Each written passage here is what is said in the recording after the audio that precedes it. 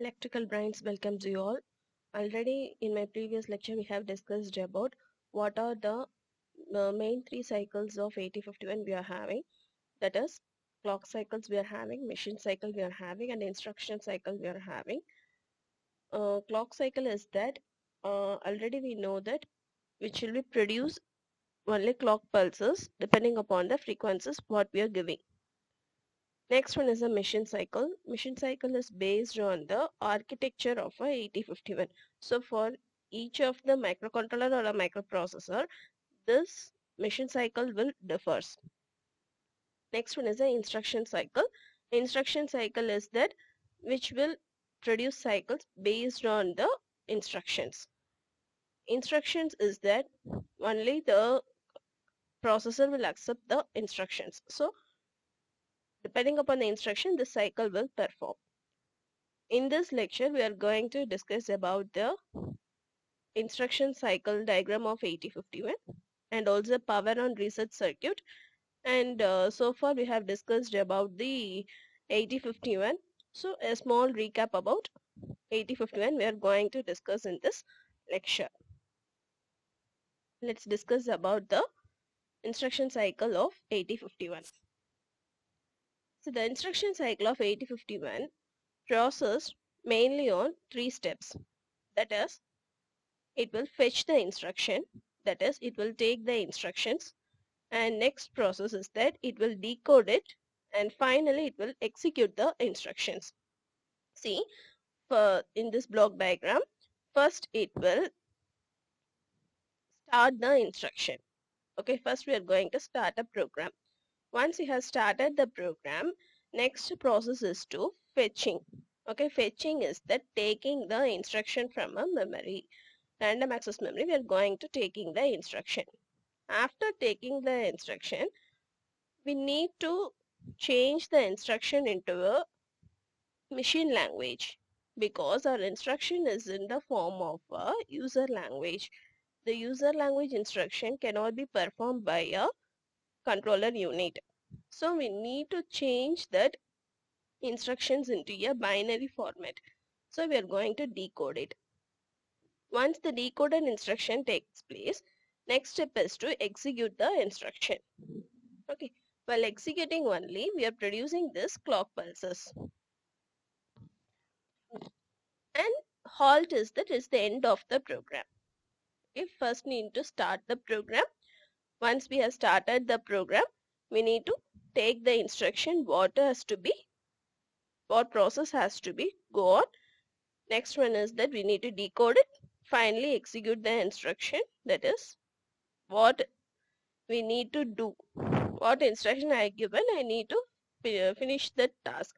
Once the task has been performed, it need to complete the program, that is halt. Okay, this is a basic steps in instruction cycle. See, in an instruction cycle, first it will produce a clock pulses. Okay, that is OSC XTAL2, that is the oscillator circuit. Okay, if I'm using a 1 megahertz oscillator, it will produce 1 microseconds. Okay, so 1 microseconds is that for one cycle 1 microseconds, but normally a machine cycle will be of 12 cycles it need to complete on one machine cycle. So 12 microseconds it will be taken. And the instruction cycle is that based upon the machine cycle only, this will be producing the clock pulses. Normally, this timing period is called as a T state. So to complete 12 microseconds, okay, we need 6 T states. So S1, S2, S3, S4, S5, S6. These are the one machine cycle. Okay, that is 12 microseconds. T6, we are having 6 T states we are having. That is a timing state. And if I'm having a 2 cycle instruction, I will have 2 T6 states. Okay, that is 24 clock pulses I'll be having. And each clock pulses will have a two, at least it will provide 2 phases. Okay, that is P1, P2 or 2 pulses it will produce. Okay, that is this oscillator circuit. Next one is that it was address latch enable. It will latch the addresses. In which state and all it will latch the addresses that during S1, S4 and again in a second cycle S1 and S4. So only during P1 and P2 state. Okay, that is S1 and S4 and again S1 and S4. During these states only it will latch the addresses from 8051. Okay, in other states it will be in a off state. Okay, next one is consider an example as 1 byte 1 cycle instruction. Okay, in our opcode sheet we'll have each instruction how many bytes and how many cycle will be given in our data sheet. Okay, so in this increment A is the instruction. Okay, increment is one instruction and this A is the operand. So 1 byte 1 cycle instruction is that this increment A is having a 1 cycle instruction. So 1 cycle is that it will be having only T6 states. Okay, so T6 states is that only it will be having 2 pulses. That is 12 microseconds only it will be going to produce for 1 cycle. 1 cycle it will produce 12 microseconds of instruction cycle. Okay, for 2 cycles it will produce 2 T6 states. So each T state will have 2 pulses. This is one T state. This S1 is nothing but it is a T state. So this will have 2 pulses. S2 will have 2 pulses. S3 will have 2 pulses. So each will be having 2 pulses. Total how many states are here? 6 states are there. So 12 pulses will be generated for 1 cycle. Okay, that is a 1 byte 1 cycle instruction. And when and all it will latch the addresses only during S1 state and S4 state only it will latch the addresses. During other states it will not fetch any instructions. This what given. So in S1 it is going to read the opcode. In S4 if the instruction has completed it will be going to discard it, and in again S1 it will fetch the next instruction. Okay, if my operation haven't completed it will again fetch the second byte in S4. Okay, that what given in 2 byte instruction. For 1 byte instructions it will fetch only in S1 state. Okay, so since this is a 1 byte it will take only 2 cycles to complete the task. So next in S4 again it will discard the task what I given and it will fetch the instruction of the other. Okay, in next example is 2 byte 1 cycle instruction. That is, what is 2 byte 1 cycle instruction? They are given as a best example as add a comma hash data. That is, add instruction is the 2 byte 1 cycle instruction. So add instruction will take at least 2 bytes and take 1 cycle to complete the instruction. 1 cycle is that we all know that 1 cycle is equal to 12 microseconds. Okay, so 1 cycle will take 12 microseconds to complete the 1 machine cycle. So that is 1 cycle instruction only. So S1, S2, S3, S4, S5, S6 each state will have 2 pulses. Okay, P1 and P2, and when and all it will latch the address during the S1 state, and S4 state only it will latch the instructions in first cycle. Okay, in second cycle again S1 and S4 only it will latch the instructions. In all other states it will be in off condition.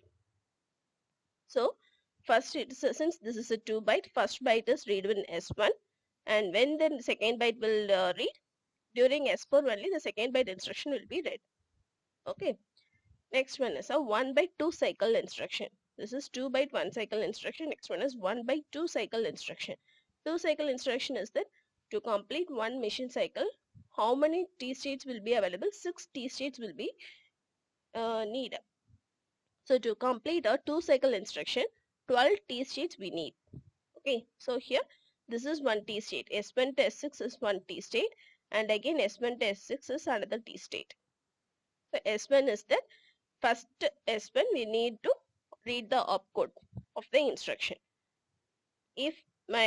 Since this is a 1 byte, so it will take only 2 cycles to complete the task. So once it has been completed in S4, it will discard the data. And if I want to fetch the next opcode, I can fetch it in S1 or S4. Okay, or again in S1 I can fetch the data. Okay, since this is a 2-cycle instructions, it will not fetch data till 2 cycles completed. Clear? Since this is a 2-cycle instruction, it will fetch the data, that is, it will fetch the next data after the completion of this 2 cycles. Without completing these 2 cycles, it will never fetch the next instruction. Okay, so during S4 and S1 and S4 states, it will just discard the data what is it have written. Okay, it will not fetch the new instruction. After the completion of a 2 states, 2 cycles, it will fetch the instruction from the 3rd cycle. That's what given here. Okay, next instruction is 1/2 cycle. So that is MOVX. Okay, MOVX instruction. So first in S1 state, we are going to read the opcode. If I don't have any data, I'm going to discard it. Okay, so next in from S5 to S3, it will access the external memory. Okay, that is, this MOVX is external data. Okay, this is the external address. So it is external instruction. It is going to take the instruction from external RAM. So from S5 to S3, it can access the external memory.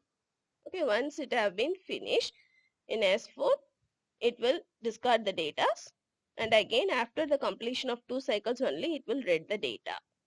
Okay, this is the instruction cycle of a 8051. Similarly, we can draw the same cycle for all the instructions what are we are having. Okay, there are many types of instructions that we are going to learn. In our next lesson, we'll discuss about what are the types of instructions we are having. So for all those instructions, depending upon this cycle, we can draw this timing diagram. Not only for this particular instructions. Okay, this is about instruction cycle. And next is a reset circuit and power on reset. What is a reset circuit is that in an 8051 controller, pin 9 is a reset pin, right? So pin 9 is a reset pin is that whenever I'm going to reset my microcontroller, okay, I need to make my reset pin as a active pin, high active. High active is that I need to set the reset pin as 1. Okay, once it has reached 1, that is, it will go to a high voltage state. Okay, see, I'm going to use a crystal oscillator circuit. So once it is reaching a higher state, for at least 2 cycles, it need to maintain in a high active state.